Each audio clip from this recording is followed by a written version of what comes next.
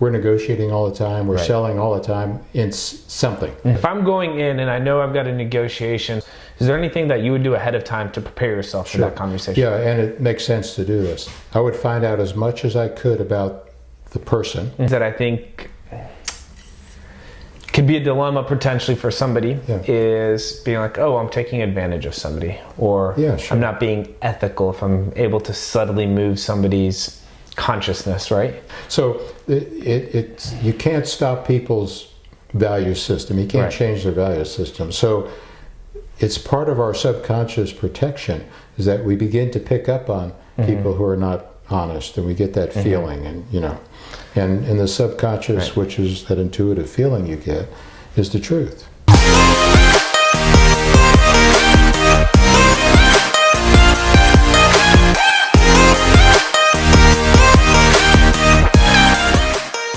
What's going on, guys? Rodrigo Fonador here with another episode of Asheville Real Estate News. Really excited about this one. If you've ever had any sort of interaction around price and in real estate, this is the episode for you.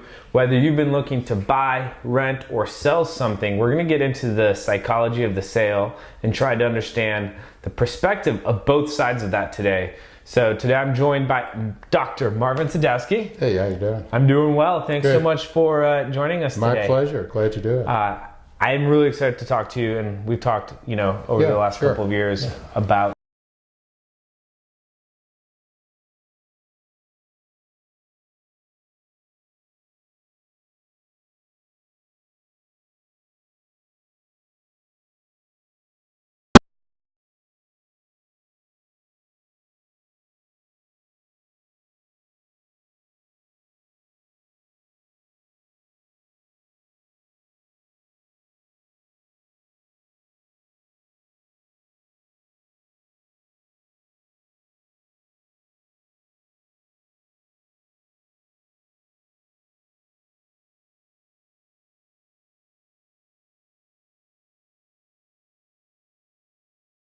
do you have a definition for?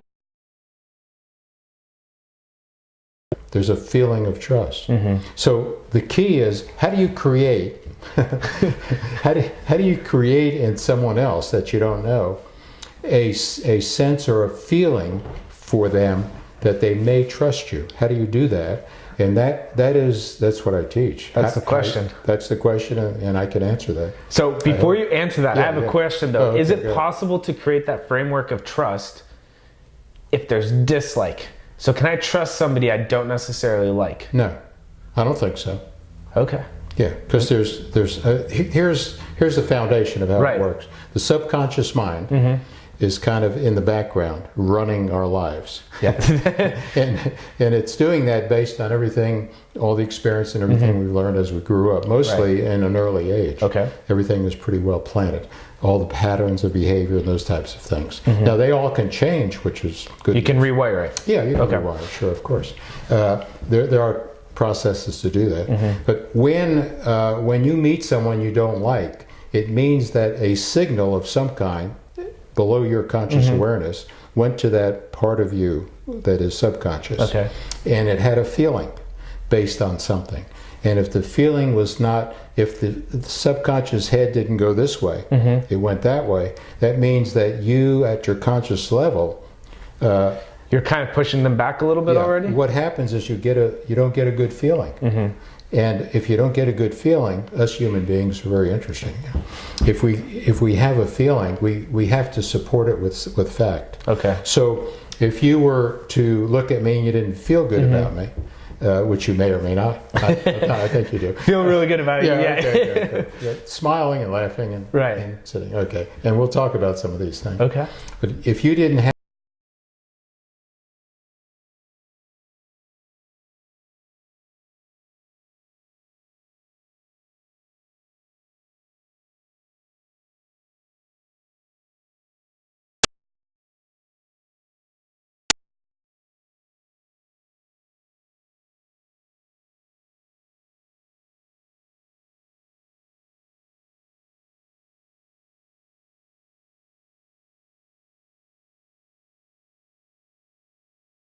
You're bald. Not bald yet. Underneath all that hair, you're bald, just like me. Anyway, the thing is that you have a good feeling. Right. You say, people like that, there's something about them that you can trust. Them. Okay. So it's the feeling that starts the process. And if that isn't there, the relationship, if that isn't there, trust isn't developed. Okay. It's just, one of those things. That's the way it works. No, that makes sense. So, today we're talking about, specific to real estate. And I guess all of this is pretty much, doesn't really matter what the actual topic is, it's going to apply, right? People are people, right. So let's talk about, kind of the nuts and bolts a little bit about something. Sure. If I'm going in and I know I've got a negotiation, say whether I'm meeting a landlord to rent a property or vice versa, if I am the landlord or buying and selling a house, is there anything that you would do ahead of time to prepare yourself for that conversation? Yeah, and it makes sense to do this. I would find out as much as I could about the person and about their business if they're in business. I just find out, do as much research as I can about who that person is, the house, how long they've owned it, everything you can, the market in that area, what's happening there. So I know I have a sense I can go in and at least speak what we call, or what I call, it's speaking the truth. Okay. Now, it's not your truth. It's their truth.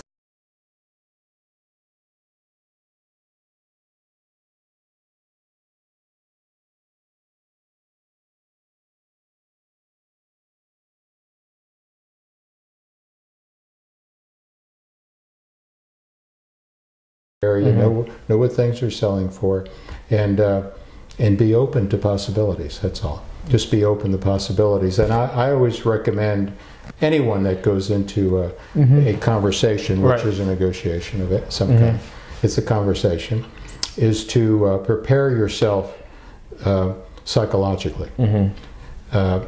Be open. Take your judgments and your prejudice and everything else you have about real estate or about sellers, about buyers, about the market, about anything, and just put it in the back and say, I'd like you to hang in back there. Don't get in my way unless I need you. And that's what you're saying to yourself. It's saying it to yourself. Don't get in my way during this conversation unless it's important, unless I need you. Right. Unless you feel it's important, then pop something in for me. You're speaking to your subconscious, actually. And go in with an open mind. With as much information. And then there's some things that you need to do to make sure that you begin to create, at least the first few seconds or so, a good feeling. You want to start with a good feeling, right? No matter what it is. Absolutely, of course. Sure. No, that's super insightful and helpful. That's kind of some of the pre-work. Yeah. Is there anything when you show up, if you're going to meet with somebody, that very important things. When we think about how the subconscious, the priorities of how the subconscious develops this trust level, you must, if you're going to meet in person, it is physiology. Right. Is like 55% of the power to build rapport. And so physiology is? Physiology is the way you stand, the way you sit, the way you move. You're nodding your head back and forth. Your legs are crossed. If I were to sit down with you, I wouldn't necessarily do the same thing, but I have my fingers crossed. Okay. So the subconscious picks stuff up.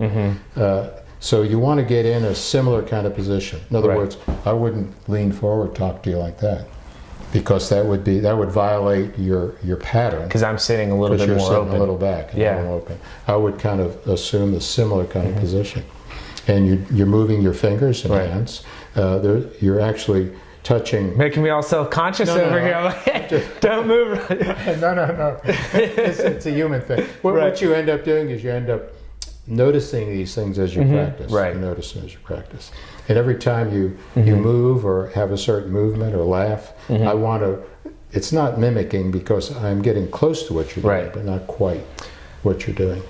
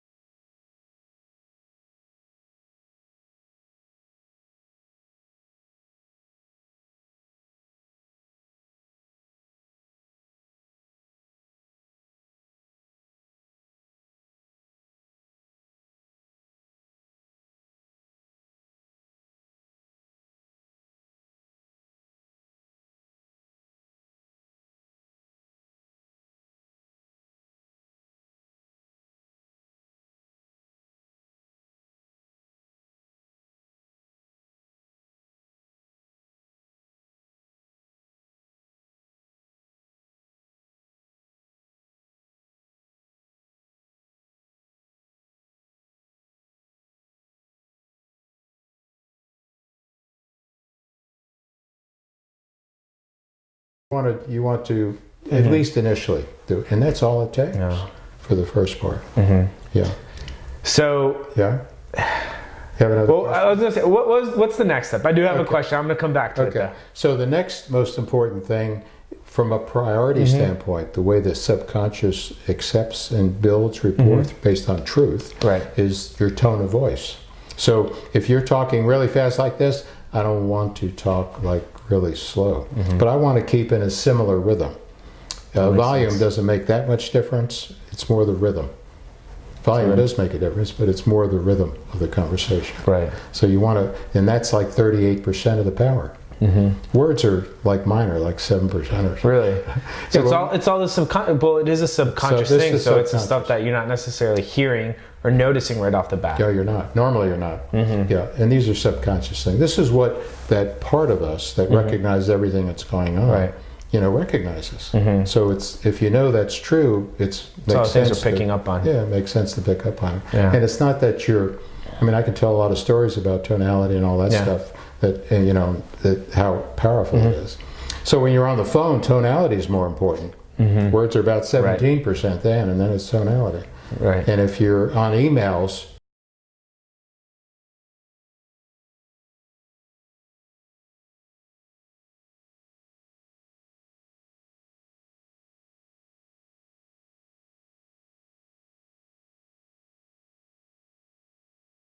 and also truths are conscious. Like we're sitting here talking, and we're having a conversation. Yeah. And you're doing a video. You're videoing this for other people's to serve other people's business. Yeah. Yeah. And So. Well, one of the things that I think could be a dilemma potentially for somebody is being like, oh, I'm taking advantage of somebody, or I'm not being ethical if I'm able to subtly move somebody's consciousness, right? Yeah. Well, you're not. Yeah, you're right. I mean, I know personally, I think it makes sense, right? Like, it's not. There's nothing wrong with that. No. Wanting to connect with somebody is a good thing. It is a good thing. Yeah, but it's totally a good thing. Right. Yeah. There would be a lot of peace on earth if people wanted to connect and build rapport, really connected. Right? So you can't stop people's value system. You can't change their value system. So it's part of our subconscious protection is that we begin to pick up on people who are not honest, and we get that feeling, and and the subconscious, which is that intuitive feeling you get, is the truth. Listen to it. And for somebody to go out and actually try to use information to build rapport and try to con somebody. Con artists, by the way, are very good at doing this. Right. So that's what I was going to say. Where's that delineation?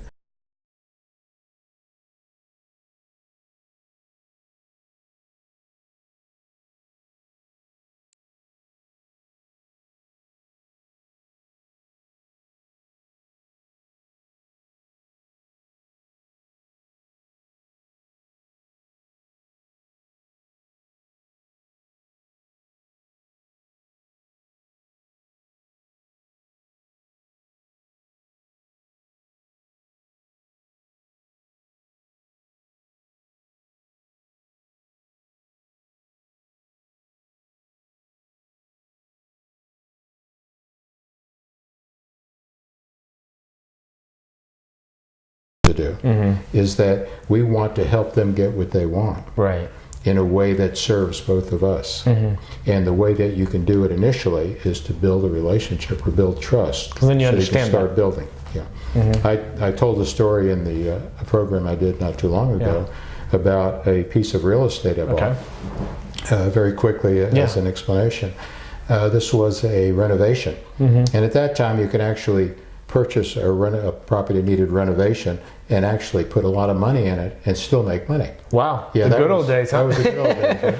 It wasn't too long ago either. Yeah. They may be coming back again, but maybe not at that level. I don't know. Well, the future. Super quick segue. I think, real estate's one of those really cool businesses to be in because opportunity is constant, right? Both sides. It's just you just look for it in different places. Exactly. Yeah, I've been through like 4 or 5 cycles, and there's always an opportunity to help people and make money. Absolutely. For sure. Anyway, this individual was selling this 100-year-old house, he wanted they wanted about $125,000 for it. Well, after I went and looked at it, it would take about almost $100,000 to get it where it wouldn't fall down. And it was a nice old place. It was in a great area.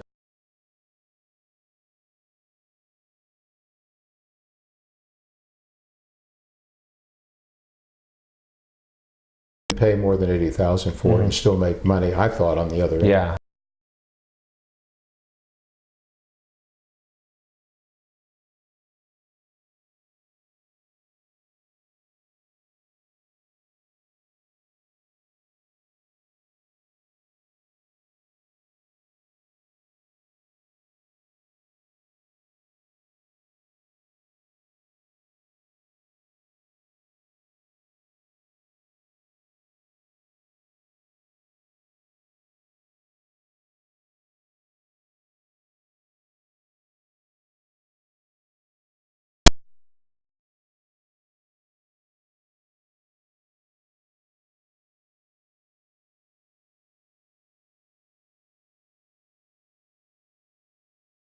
Yeah. And do you ever find a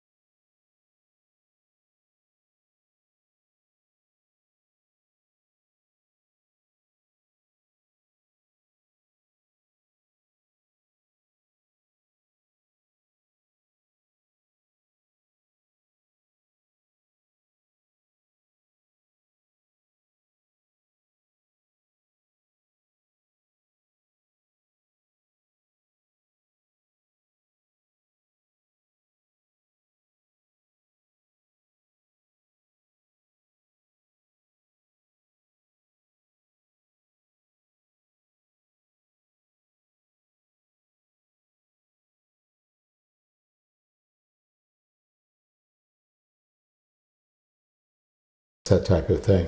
And what's important is if they feel trust toward you, right? and you say, I really love your place and I'll really take good care of it, my budget will only allow so much, and I know that you're asking $1,200, and I can appreciate that as an owner. So you have to tell them their truth too. Appreciate that you're doing that. Is there some other possibility? Is there some way that I can compensate for that additional money? Is there some way that I can still afford to live in your fine house, and we both win? And that's all you can do, Right, because you're not going to get what you're looking.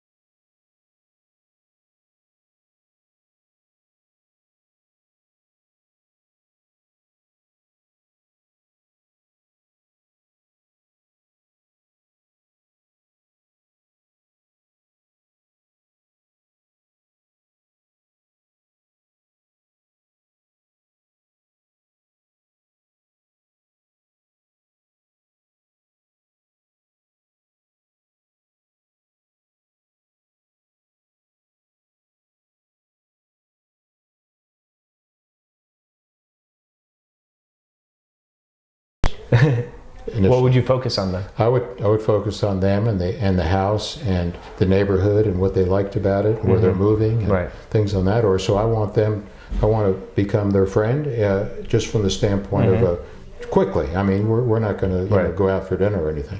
We might, but but just create a comfort level, right? Create a comfort level, and then find out if they're. I would ask them once there's a feeling about it. Like we've done real estate deals, right? And I've said, this is as far as I can go because of what it's going to, and I want you to win too. Is there a way that we can work together on this? Yeah. So that is the part of the negotiation, and that is a way of getting them to talk to you about what else they can do. Right. Now, if they say, you can only go 170, I need 200, but because that's my mortgage, I got to pay it off. Then move on. It's time to move on. Well, it's kind of going to lead into my next question here is, how important is it when you're going into negotiation having the comfort level to walk away? You have to, yeah. No, I think that's really important. If you're not willing to walk away, then you probably shouldn't even begin. Yeah, Is that a fair I would statement? agree that you must be willing to walk away. And If you don't, you're not going to feel good if you do make a deal. right, you'll be regretting it Yeah, later. you'll be regretting it. Don't you find that true? Yeah, I found that to be 100% the case in my world. Sure. Anytime that I go into something and I feel like I have to make it work, Yeah. sometimes it does work, but it's never like, I get a lot of gray Right. hairs in the process, Oh, yeah. but often than not, you'll agree to something and then you have to have really, conversation around how to make something that's not working work. And that's never a fun conversation. Totally. So now let me give you, I didn't follow my own example. I'll give you an example. Yeah. That's very important. I was negotiating on some property, and I was going to build a guy a house. Right. I said I don't want to build anybody a house. I just do spec houses. Yeah. But he talked me in, and he said I'll give you the property for a less price. Let's make a deal on the house. And I was focused on the price of the property, how much I wasn't paying for. Yeah. You know, You're what like, I have like to this pay for. discount. And I started to negotiate a deal with him, and we said, okay, that makes sense. And I walked away thinking. That night I woke up at 3 a.m. and I go, what are you doing? So Right. what I wanted was a good deal on the property, and I wasn't thinking about the back end of it. the back end of the deal. And I had to call him the next morning and apologize and say, we got to change this deal. Yeah. And I'm willing to walk away. Yeah, it's okay. Yeah. No problem. I understand we shook hands, but it's a bad deal, and we might as well find out now it's not going to work as opposed to down the road. And sometimes the best deals are the ones you don't do, right? That's right. Yeah, Yeah, exactly. I definitely learned that the hard way once or twice. And the deal we made together, Yeah. you were a tough negotiator. But there was a relationship there, right? Yeah. Remember that? I do. That was a great deal. I built Yeah. 3 houses there. You did a nice renovation. That was a good deal. Everybody won. Yeah, it was a win for everybody. So. And it was good because you wanted $100,000 more than I paid. No, it wasn't that. I don't know. Yeah, I don't It remember worked what the out. exact numbers were, worked but it out was a good deal. perfect. Worked out. Very So, cool. relationship, Yeah. number one. And if you know a little bit about the subconscious and how that works, Right. physiology, tonality, telling them their truth, instead of a lot of people do telling and selling as opposed to sharing their truth and matching their truth and their physiology. So Yeah. do that first. You always want to walk away feeling good about the deal, even though Yeah, it's sometimes not what you wanted, right? And that's Exactly. important. Well, here's the thing. I've walked away from deals and I've had calls from them, from the people saying, hey, I know another deal that probably would fit you very well. So there's no loss. It's always a gain. Yeah, It's always it's a a good gain. perspective to have. Cool. Well, Marvin, thanks so Yes. much for My joining pleasure. us today. Glad to be here. Hope it was useful. Any parting last words of wisdom? Practice. Practice. Yeah. Just go out and practice one or two things and do it until you feel comfortable and you become subconsciously competent doing it. You don't you even become know aware. what's going on. Yeah. So, Awesome. it's good. Cool. Thanks. Absolutely. Thank This you. is a great show for people. Well, I appreciate it. We'll have to have you on again. Good conversation. Thanks. All right, you guys, thanks so much for tuning in. It's just another episode. As a reminder, we're on Spotify now recently, Apple Podcasts, Google Play, Stitcher, Instagram, Facebook, etc. We're trying to hang out wherever you guys hang out. If you have any questions or if you want to see anything, let us know. Tag us in the comments and hit us up and we'll try to get that on the schedule. Appreciate it. Take care, you guys.